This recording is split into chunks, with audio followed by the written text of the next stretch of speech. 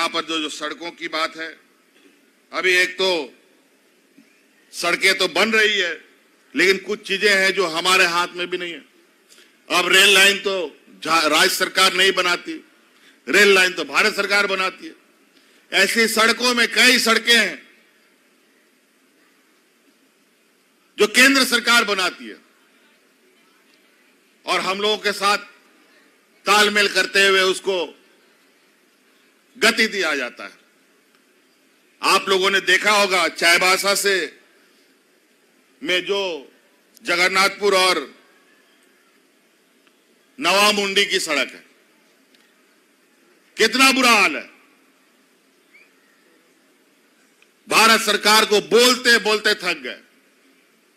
पता नहीं कहां कहां का सड़क नजर आता है वहां, लेकिन जहां सबसे अधिक धन अर्जन का काम भारत सरकार करती है उस पर नजर ही नहीं आता उसको। यहां विधायक जी लोग बैठे हैं, क्या हाल है वो नवामुंडी वाला सड़क का?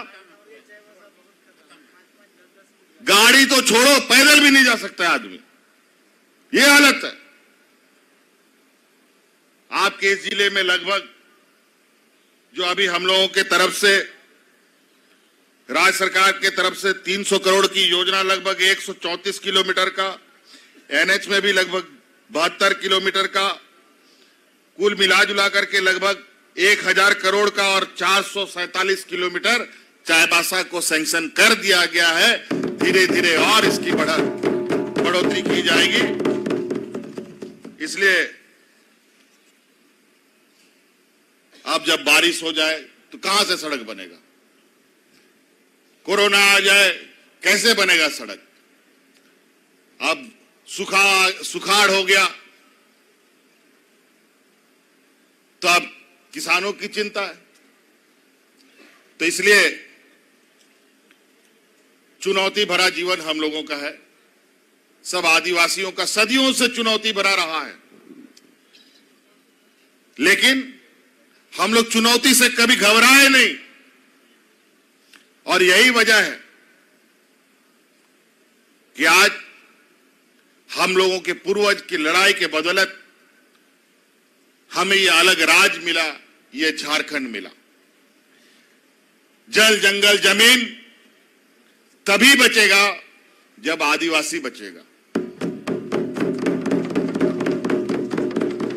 और आदिवासियों को बचाना हम सब की जिम्मेवारी है। और सरकार इस पहल पर लगातार काम कर रही है और इस पर आप सब लोगों को अपने हमारे पुरखों की व्यवस्था को फिर से खूंटा गाड़ना होगा। यहां के आप लोगों ने देखा है कि इस चाईबासा, सरायकेला, खारसावा, ये कोल्हान क्षेत्र तो ऐसा वीर भूमि रहा है जहां हर कोने में हमारे शहीद लोग हैं। आज शहीद स्थल पर ही हम लोग ये कार्यक्रम कर रहे हैं। देवेंद्र मांझी जी के इस शहादत स्थल पर गोइलकेरा का गोलीकांड कौन भूलेगा? सरायकेला खरसवा का गोलीकांड कौन भूलेगा? और 20 सालों में जिन लोगों ने सरकार चलाया, इनको ना इस राज्य के आदिवासियों के आंदोलन से, ना आदिवासियों के विकास से कोई लेना देना रहा। इसीलिए यहां अब तो चूंकि हम लोग सरकार में हैं तो थोड़ा सा हम लोग भी फोटो वोटो छपा लेते हैं, तो जो कहते हैं वो करते हैं काम। आपको याद होगा पिछला बार थोड़ा सा समय के लिए हम मुख्यमंत्री बने थे और गोइलकेरा का गोलीकांड को याद कीजिए, हम गुआ गोलीकांड को आप याद कीजिए, जहां हमने कहा था कि अगली बार हम तभी पैर रखेंगे जब गुआ गोलीकांड के शहीद को खोज करके नौकरी देंगे। और ये काम खोज करके उनके परिवारजनों को नौकरी देने का काम हम लोगों ने किया है। आज सीएनटी एसपीटी को लेकर कितने लोग सड़कों पर उतरे, कई लोग मारे गए थे। खूंटी में ये क्या नाम था जी, खूंटी में जो मारा गया था हाँ, कोई होरो मारा गया था, उसका पत्नी को अभी हम लोग नौकरी लगाए हैं। तो कई ऐसी छोटी बड़ी घटनाएं हैं, लेकिन हमें इन कम समय में हम हर चीज को नहीं सुधार सकेंगे। आप लोग का आशीर्वाद यूं ही बनना चाहिए। और जो षड्यंत्रकारी लोग हैं, अभी ये लोग दुनिया भर का आरोप प्रत्यारोप के माध्यम से सरकार को बदनाम करने पे लगे हैं। जहां भारतीय जनता पार्टी की सरकार नहीं है, उन सभी सरकारों को देश में, चाहे वो बिहार हो, चाहे बंगाल हो, चाहे उड़ीसा हो, चाहे झारखंड हो, चाहे छत्तीसगढ़ हो, चाहे राजस्थान हो, जहां जहां भारतीय जनता पार्टी की सरकार नहीं है, उन सभी सरकारों को भ्रष्ट सरकार, बदनाम सरकार, और इनका जो प्रचार प्रसारक लोग जो हैं, जो बुद्धि से हम लोगों से बहुत तेज है, जो अखबार मीडिया चलाते हैं, जो पेपर चलाते हैं, हमको याद आया, हमको एक नाम बता दो देश में जो अखबार और मीडिया आदिवासी दलित चलाता हो। सभी ऐसे लोग जो हमें आगे बढ़ने नहीं देना चाहते, इनको पछता नहीं है कि एक आदिवासी का बच्चा यहां मुख्यमंत्री है। इनको पछता नहीं है कि आदिवासियों के लिए इस तरीके से काम, सर्वजन पेंशन भारत में पहली बार इस राज्य ने दिया। कौन आदिवासी दलित पिछड़ा का बच्चा विदेश में जाके पढ़ने का हिम्मत रखता है? किसके पास पैसा है जो अपना बच्चा को विदेश में, चाहे वो जितना भी होनहार हो, उस बच्चा को आप विदेश पढ़ाने जा सकते थे? नहीं जा सकते थे, क्योंकि आपके पास पैसा नहीं है। सरकार ने कानून बनाया कि जो हमारे आदिवासी दलित पिछड़ा बच्चा विदेश पढ़ना चाहेगा, उसका पूरा का पूरा खर्चा राज्य सरकार वहन करेगी। पिछला बार भी 6-7 बच्चा को हम लोगों ने भेजा, इस बार भी 20-25 बच्चों को भेजा है। इधर तो चाईबासा से ही तो 2-3 बच्चा लोग गया था पिछला बार विदेश में।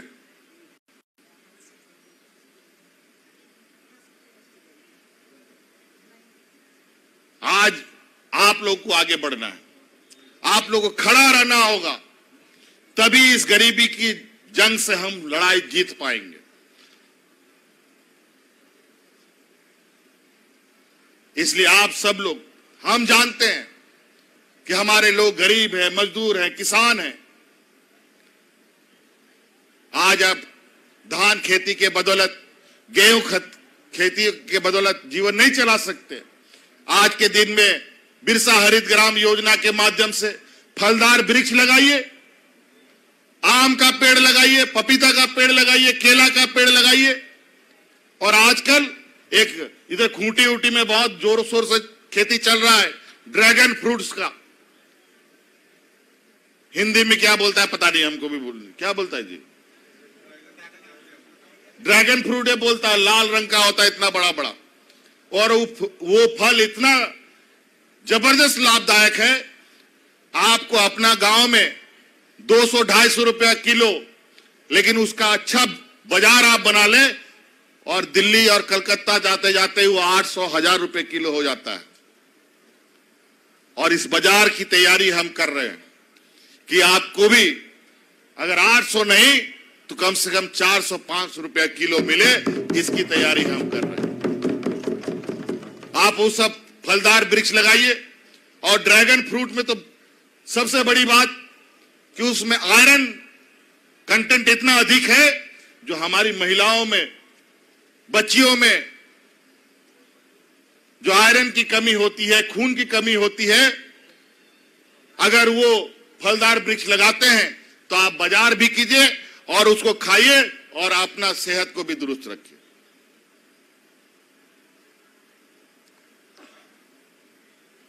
तो आज इसीलिए बहुत सारे रास्ते बिरसा हरित ग्राम योजना के माध्यम से कोई भी बागवानी कीजिए, आज पशुधन योजना के माध्यम से कोई भी जानवर पालने का काम कीजिए,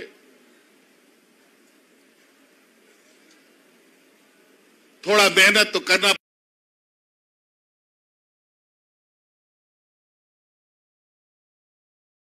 पालने का काम मेहनत से करें। वैसे ही अब ये बिरसा हरित ग्राम योजना के माध्यम से मेहनत करें। मेहनत का फल हमेशा मीठा होता है, ये ऊपर वाला भी कहता है और हम भी कहते हैं और आपको भी मालूम है। बिना मेहनत का कुछ नहीं मिलता।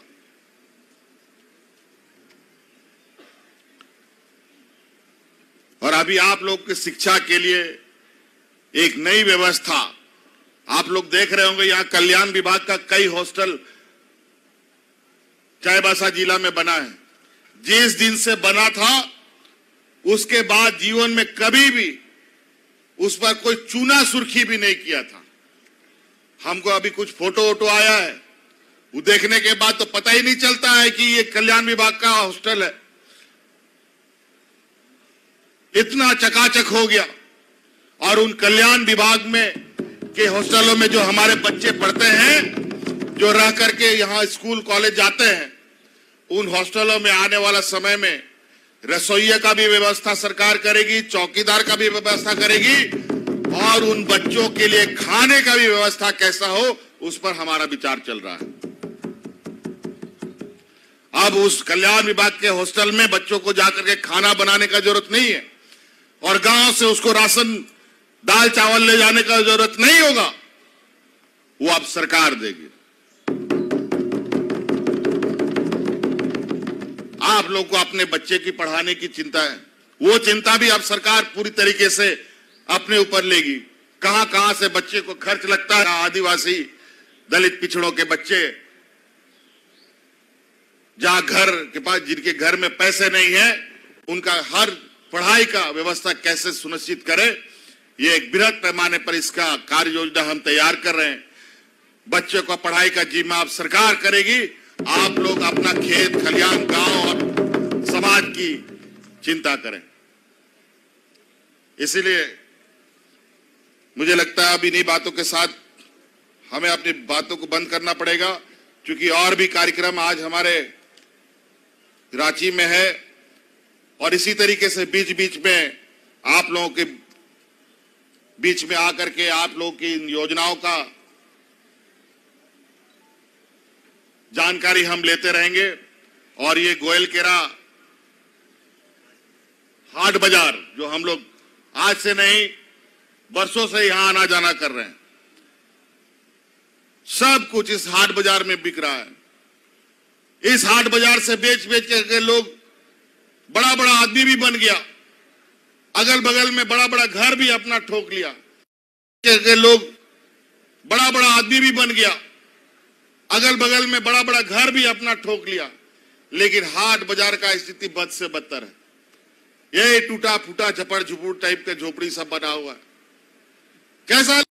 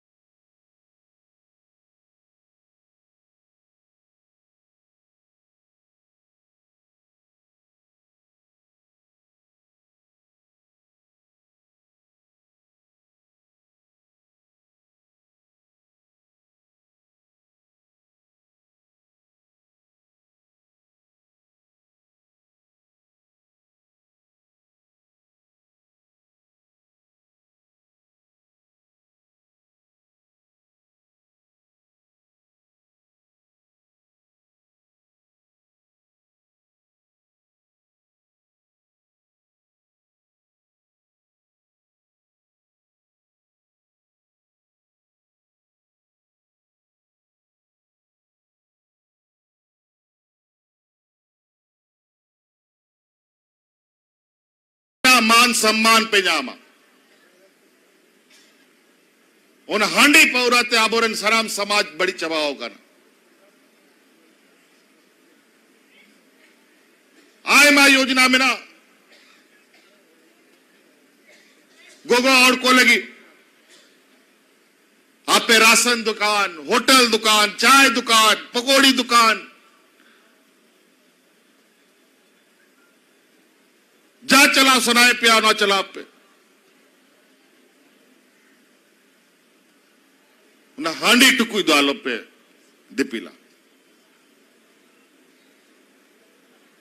नुआ मी दामन दाड़े लेन खान पूरा समाज आरो के जो आओ कोई हबा को हिलाओ दड़े बनले पे कर